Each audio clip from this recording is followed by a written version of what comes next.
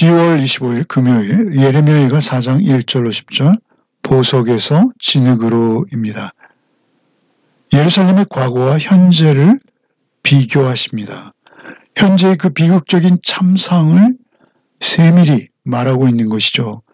여호와께서 계시지 않는 상황, 그렇게 징계와 심판을 받는 이 상황이 얼마나 끔찍한지 탄식하는 내용입니다. 1절로 5절을 먼저 읽겠습니다. 슬프다. 어찌 그리 금이 빛을 잃고 순금이 변질하였으며 성소의 돌들이 거리 어기마다 쏟아졌는고 순금에 비할 만큼 보배로운 시온의 아들들이 어찌 그리 토기장이가 만든 질 항아리같이 여김이 되었는고 들깨들도 젖을 주어 그들의 새끼를 먹이나 딸 내 백성은 잔인하여 마치 광야의 타조 같도다. 젖먹이가 목말라서 혀가 입천장에 붙으며 어린아이들이 떡을 구하나 떼어줄 사람이 없도다. 맛있는 음식을 먹던 자들이 외롭게 거리거리에 있으며 이전에는 붉은 옷을 입고 자라난 자들이 이제는 거름더미를 안았도다. 1장과 2장처럼 4장도 슬프다라는 탄식으로 시작됩니다.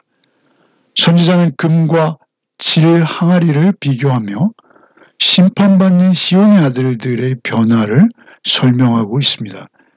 먼저 1절에서 금이 빛을 잃고 순금도 그 색이 변했다라고 하십니다. 금이 금인 것은 금은 변하지 않는다는 것입니다. 금은 어떤 방식의 침식으로도 변질되거나 변색되지 않는 것이죠. 예루살렘 성전은 아침마다 떠오르는 태양빛을 받아 금빛으로 영광스럽게 여겨지던 곳이었습니다. 그러나 불가능한 일이 일어났다는 것이죠. 금이 변한 것입니다.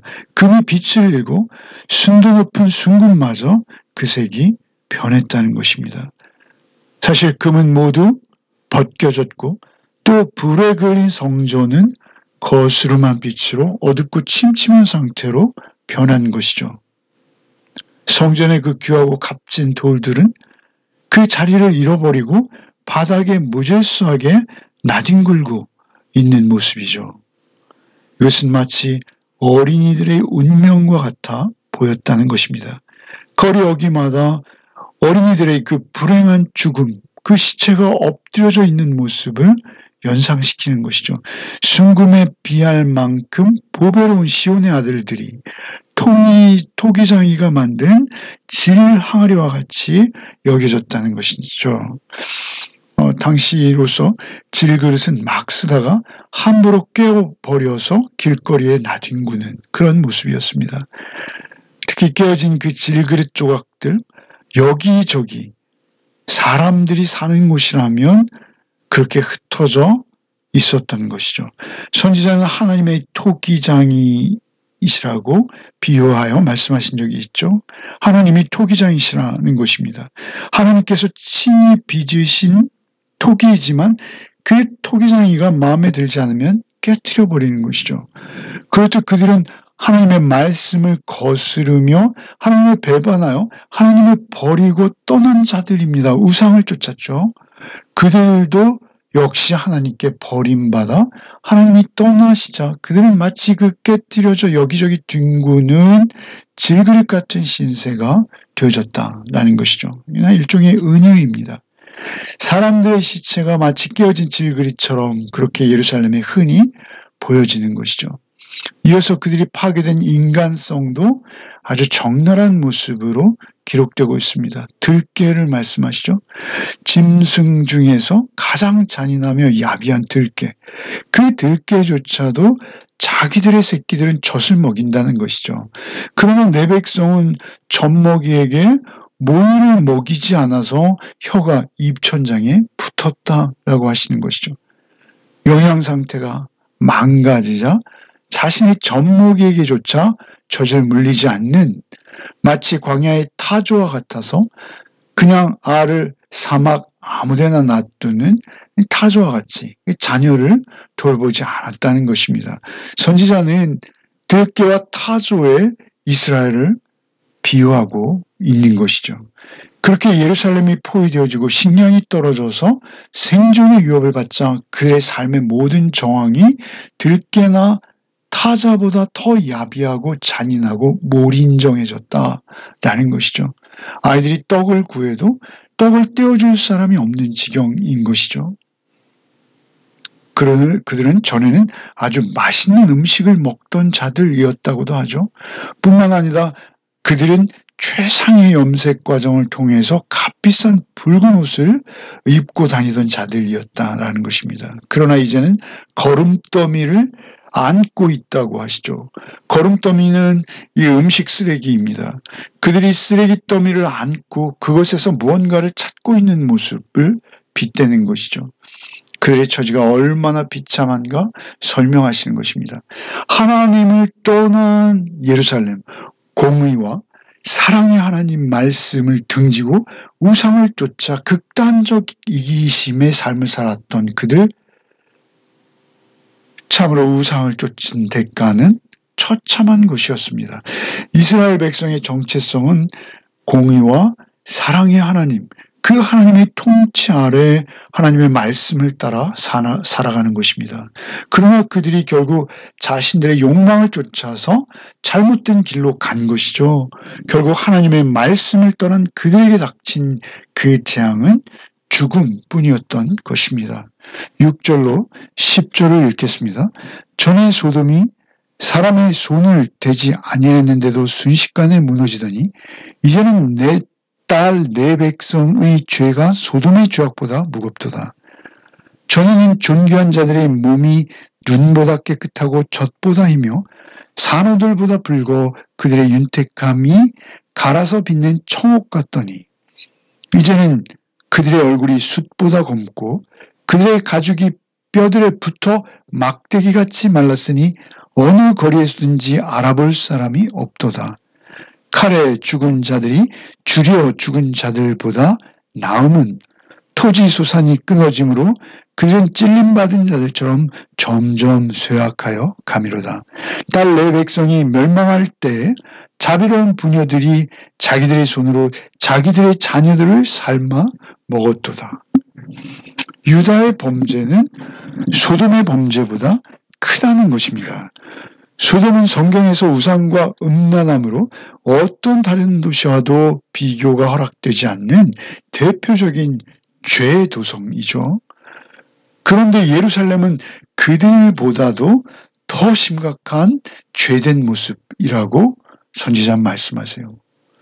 소돔은 오히려 하늘에서 불이 내려와서 순식간에 죽음을 맞았지만 예루살렘은 더 고통스러운 방법으로 오히려 서서히 죽어가고 망해간다는 것입니다.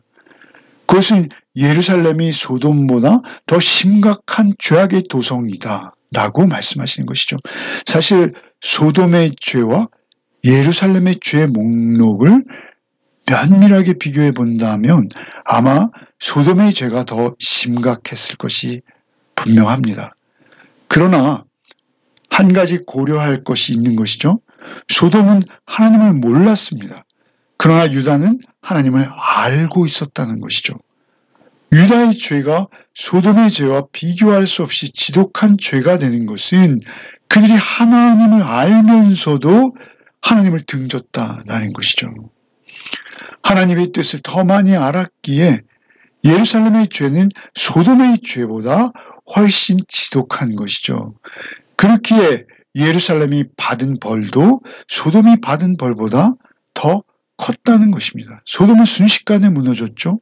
그러나 예루살렘은 서서히 고통을 더해가며 더욱 심각한 고통으로 그 징벌을 오랜 기간 담당하며 서서히 죽어간 것이죠.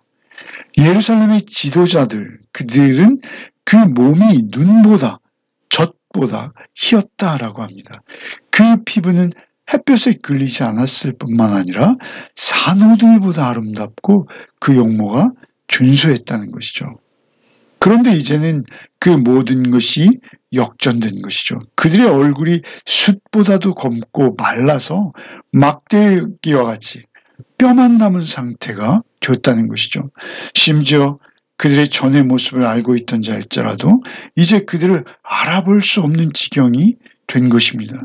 칼에 죽은 자들이 굶주려 죽은 자들보다 오히려 낫다라고 하십니다. 칼에 죽으면 졸지에 순간적으로 죽을 수 있으나 결핍으로 굶주려 죽는 것, 서서히 긴 시간 동안 극도의 고통으로 천천히 죽어가는 것이 더 괴롭다는 것이죠. 특별히 그 부녀자들은 자신의 자녀들을 잡아먹었다는 거예요. 인간이 일반적으로 아무리 굶주려서 죽음에 이르는 상황일지라도 그 어미는 젖먹이 갓난아이에게 젖을 물린 채 죽는 것이 보통이죠. 그런데 젖을 물리지도 않았을 뿐만 아니라 도리어 그 아이들을 잡아먹었다는 것이죠. 이것은 사람이면 가질 수 있는 최소한의 인정도 없는 것입니다. 그 어미가 배고픔으로 인해 자식을 잡아먹는 이 회개한 일이 어떻게 있을 수 있냐는 것이죠.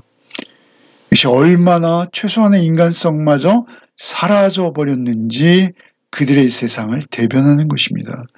그렇게 자신의 아이를 잡아먹은 그녀가 심지어 자비로운 부녀라고 소개되고 있죠.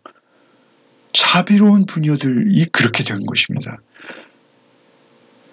이 악한 행위를 어떻게 설명해야 할까요? 그것은 하나님을 배반하고 떠난 인생은 결국 그렇다는 것입니다. 예레미야 애가는 결국 바벨론, 곧 죄의 종이 되어서 다시 세상의 종이 되어버린 유다의 모습을 그려내고 있는 것이죠. 그 종이 될 수밖에 없었던 상황, 그리고 종이 되어버린 그들의 모습. 우리가 잘 알고 있듯이 원래 사람은 하나님의 형상대로 창조된 하나님의 피조물입니다. 그런 하나님의 피조물에게 하나님이 계시지 않을 때 그 모습은 그저 죄인일 뿐이라는 것이죠. 심지어 그들의 조상이 하나님께서 애굽에서 구원해 주신 은혜를 입었습니다. 그런데 그 은혜를 잊고 배반하여 하나님을 등질 때 그것은 더 처참해지는 것이죠. 오늘날 우리는 누구입니까? 우리는 그리스도인입니다. 주님의 은혜를 맛보아 아는 자들이죠. 그의 십자가의 대속의 은혜와 부활의 생명을 힘입어 살아가는 자들입니다. 오직 예수를 힘입어서 우리의 형상을 하나님의 형상으로 우리 안에 회복해 가는 것입니다. 하루하루. 그리스도인이 거듭난다라는 것은 일회성이 아니에요. 한 번에 이루어지고 시작되어지지만 그 한 번으로 끝나는 것이 아니죠. 그리스도께서 내 안에 계셔서 매일매일 나를 구원해 주시는 것입니다. 그 구원의 십자가의 사랑과 내가 동행할 때 그리스도인인 거예요. 그때만 우리의 옛날의 그 죄된 본성이 하루하루 죽어나가는 것입니다. 우리가 구원받았습니다. 분명히 받았어요. 그럼에도 불구하고 우리가 구원받았다는 증거는 우리 안에 예수께서 함께 하신다는 것입니다. 결과 우리의 옛 본성이 죽어갈 때 우리의 새로운 생명은 더 풍성하게 회복되어져서 하루하루 하나님의 형상을 회복하는 삶을 경험하게 된다라는 것이죠. 그 은혜 안에서만 우리는 생명 얻는 삶을 살게 되는 것입니다. 하나님의 은혜 안에 있는 거예요. 그렇게 예수를 믿는다는 것은 우리의 말이나 우리의 관념, 어떤 피상적인 대상이 아니라 우리의 생각과 우리의 말과 행동을 예수 그리스도 안에서 행한다는 것입니다. 예수 그리스도의 인격과 성품의 영향을 받는 존재가 구원받은 존재인 거예요. 일회성 구원이 아니고 그 구원은 분명히 그 예수를 믿음으로 영접할 때 우리가 받은 것이지만 그 예수의 생명이 우리 안에 계속 역사하고 계셔야 된다는 것이죠. 그래서 예수의 생명을 쫓아서 나보다 남을 낮게 여기며 주변에 폭력을 멈추는 것입니다. 우리의 자랑과 교만을 멈추고 그들을 섬겨내는 삶을 내 삶 속에서 하루하루 경험해 가는 것입니다. 내가 그들을 어떻게 좀 변화시켜 보겠다. 이것은 교만입니다.